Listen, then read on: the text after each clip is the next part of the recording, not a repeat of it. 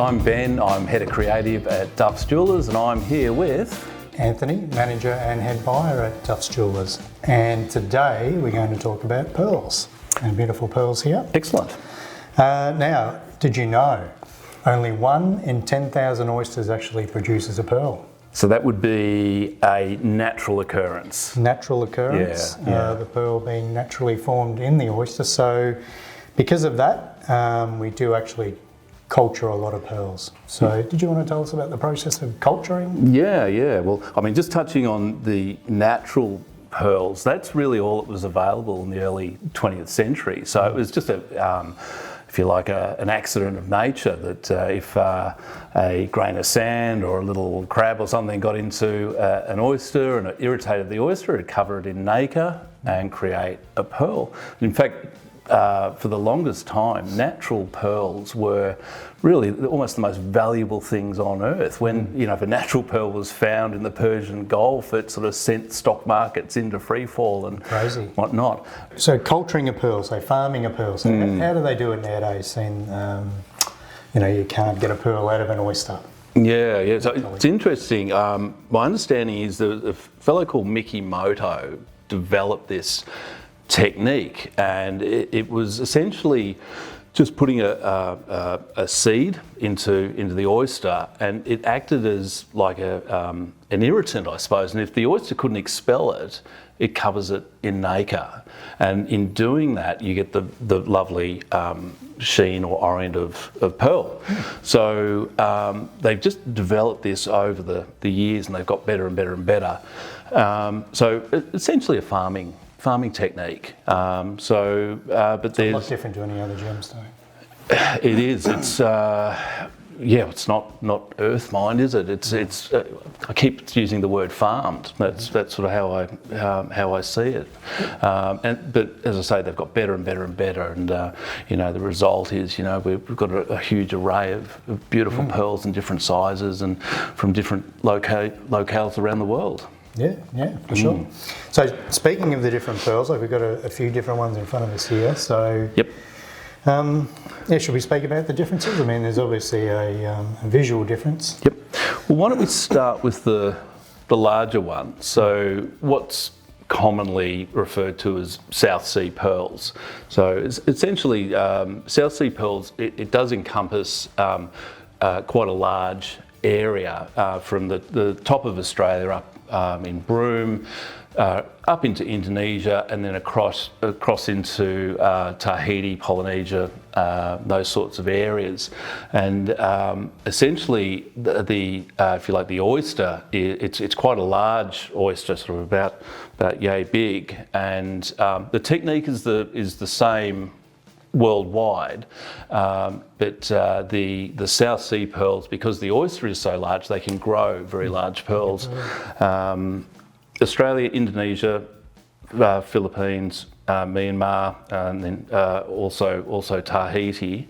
The South Sea pearls come from quite a large oyster. And depending on what area where they're farmed, that tends to determine the colour of the pearl. So the farms off Broome in Australia, they tend to be a white or a silver white pearl, and as we go further north into Indonesian waters, what you see more of is a golden variety of pearl, and then if we go across to Tahiti, we see the black variety of pearl, but they're essentially all South Sea pearls. I suppose the exception being the Tahitian goods, where we do call them Tahitian pearls, whereas the white and the gold pearls, we just sort of refer to them as South Sea.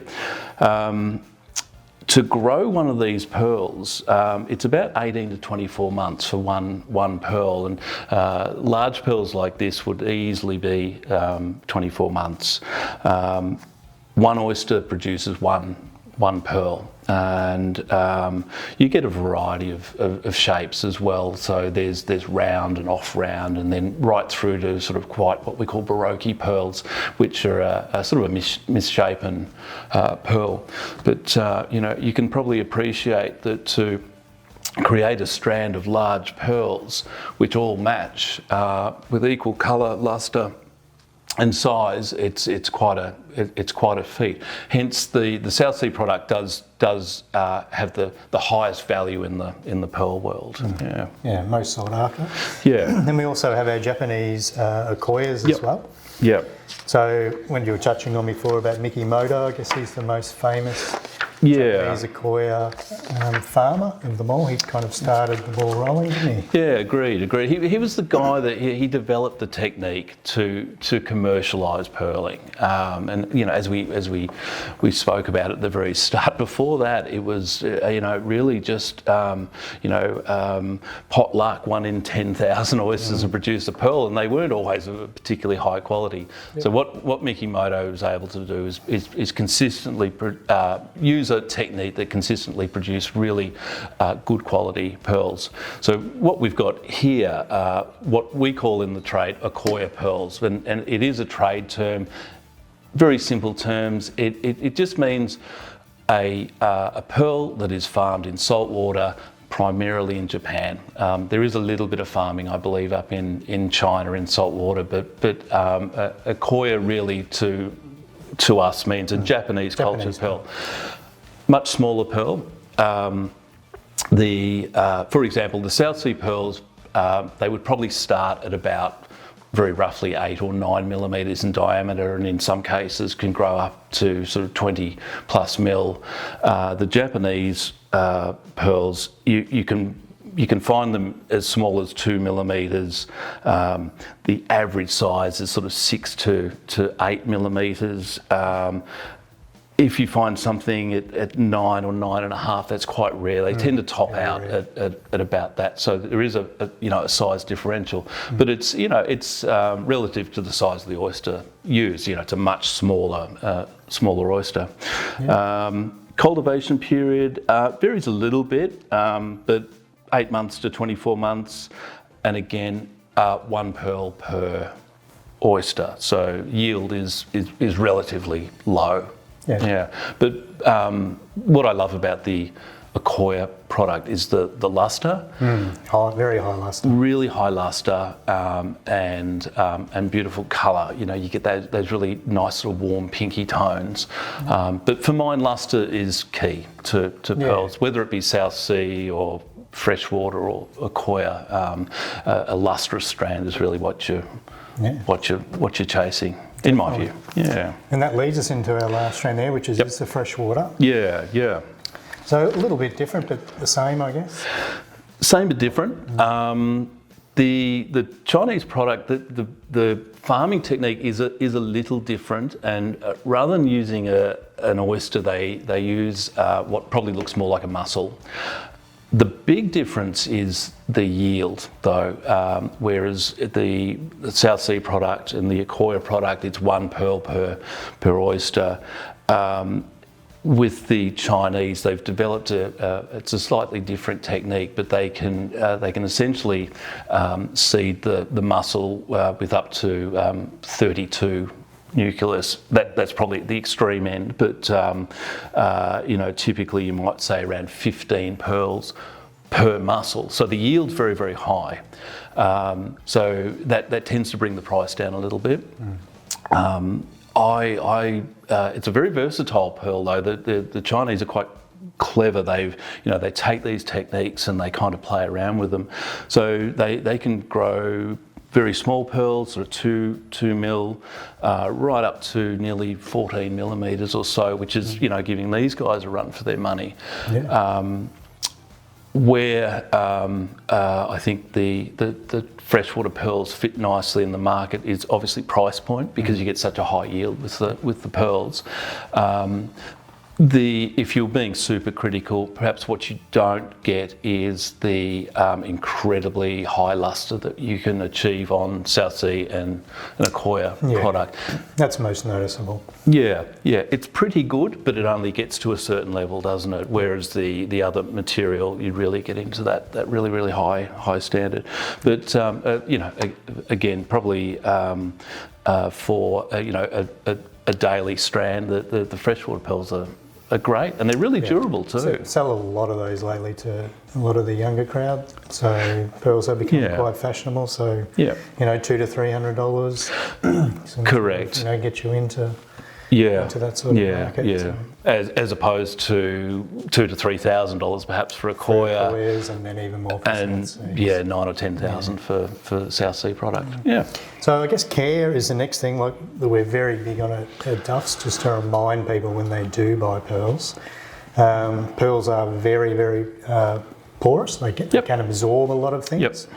So I guess when we do speak to every customer, we let them know, you know, do not spray anything directly on the pearls. So, you know, for the ladies, all the guys, it's the perfumes and the aftershaves and that type of thing. Because we have seen, and you may have seen Nana's pearls maybe, where they're just completely white, sort of rocks. So they've lost all their luster because they've absorbed a lot of chemicals over the years. So that's probably the most important thing we try and convey to our customers when they do purchase them. Is just what's the old adage of? Well, there used to be a saying with pearls. It was they were the last thing you put on before you went out at night, and the first thing you take off. Yeah. So I think we still remind people of that. So they can keep their pearls in good condition. And talking about fashion, they have become very popular again. And even to the fact that there are a lot of young men now rocking them. I think Justin Bieber was the first guy to sort of rock a set of pearls. Harry Styles also, he has. Jeremy Markovich hasn't. But I did end up wearing a set one day just in at work just to keep the ladies happy. I didn't mind them.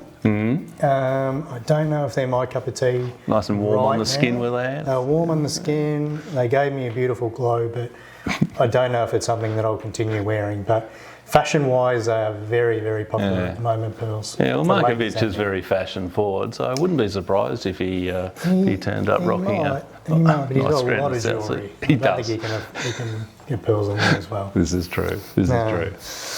And I guess the most, or the biggest story of pearls is one that we have, which is a river. If we want to go, there is just to finish off with. Yeah, I suppose we've got time for a quick story. I do like a story. I'll have to read parts of this because I can't remember all the details, but I did write it down.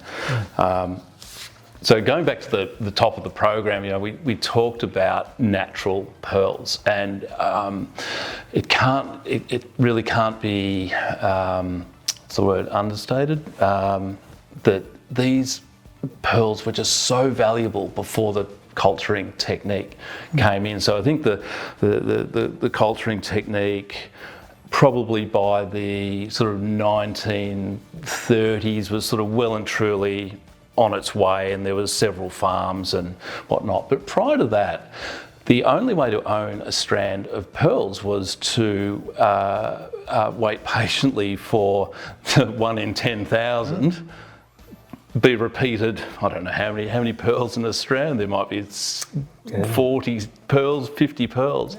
So they were incredibly expensive. And probably the most expensive gems on the earth, far surpass diamonds, ruby, sapphire. So that's just the context. So I'll start with a story, and I just found this absolutely fascinating. So in 1916, so that's prior to the culturing technique really being viable, Pierre Cartier, so yes, that Cartier, the famous Cartier, put what he believed to be the most expensive necklace in the world in his New York showroom, with 2 strings, of 55 and 73 perfect pearls. It was worth more than $1 million. So in today's money, about $24 million for this double strand of pearls, and it became an overnight sensation. Many admirers travelled to see it in the flesh, but the 31-year-old Maisie Plant was more captivated than most. Maisie took a fancy to them. She was extolling the beauty of Cartier's pearl necklace, but claimed not to be able to afford it. Pierre, that's Cartier, knew that Morton Plant, in his 60s, was quite besotted by his much younger second wife and would make it his mission to ensure that whatever Maisie wanted, she would have, much to the dismay of his grown-up children, who had their suspicions that their new stepmother was a gold digger. No. Never. Never have thought that. Pierre also knew that Plant was considering selling his Renaissance-style mansion at the corner of 5th Avenue and 52nd Street because he felt the area was losing its residential feel. As both the 5-storey townhouse and the pearl necklace were valued in the region of $1 million, Pierre wondered if Mr. Plant might be open to a deal. In quotes, "Give me your townhouse and I'll let you have the necklace." Fair deal. Fortunately for Maisie, her husband accepted the proposal. A pearl necklace was exchanged for a set of keys and Cartier moved into the mansion. And I've got a note here, fun fact. Plant also paid Cartier an additional $100 in addition to handing over the keys. By all accounts, Maisie was very much enjoyed the pearls and Morton purchased another building in New York. As an investment, however, it must be said that Cartier got the better end of the deal. Well, that's the understatement of the century. What Morton could not know was that around the time he purchased the necklace, circa 1916, a fellow called Mickey Moto had started to develop a culturing technique in order to farm round pearls in commercial qualities. By 1935, his technique was being used by over 350 pearl farms in Japan, producing over 10 million pearls per year. So the rarity factor's kind of gone, unfortunately. Yeah, suffice to say, this did not bode particularly well when it came to the value of Maisie's pearls. Upon Maisie's death in 1956, her beloved pearls were put to auction and sold for 150,000 US dollars. Today, the Cartier headquarters is probably worth billions. But what price love? It's the biggest building, I think they say, the Cartier has now. So 5th Avenue, New York, you can still go there today. Yeah. And they acquired that for a string of pearls. So there you go. Cheers to Maisie. Yeah, to Maisie. And I don't know if that would have been the second or third wife. So that's an amazing story to finish off with. So when we do go back into town, I think we'll take maybe our strand we have here and see if Market Square want to do a trade. We can swap them. But we'll find out a bit later on how that goes. But thank you for that, Ben. So that's great. Thanks, knowledge Anne. on pearls. Now, next show we're going to have is going to be a great show. So we're going to get Jess, our head designer, in. Awesome. So she's going to come in and show us how she can create a beautiful ring or a piece of jewellery from scratch. So, you know, if you have any questions after that, please leave comments or direct them to us, because that'll be very special. And we also have exciting news that we will be opening another store in July in Ballarat. So those of you who don't know, yes, we will. We'll be in the Bridge Street area of Ballarat. Hopefully July we should be open. Fingers crossed. Yeah, kind of on track for July. Yeah, so anyone around Ballarat, please come in and see us. Awesome. So apart from that, if you can still give us a like and a subscribe, and also comments. We haven't had any comments, good or bad. We will take the bad ones with the good. But, absolutely. Yeah, comments as well. That would be great. Awesome. Thanks, Anth. Thank you.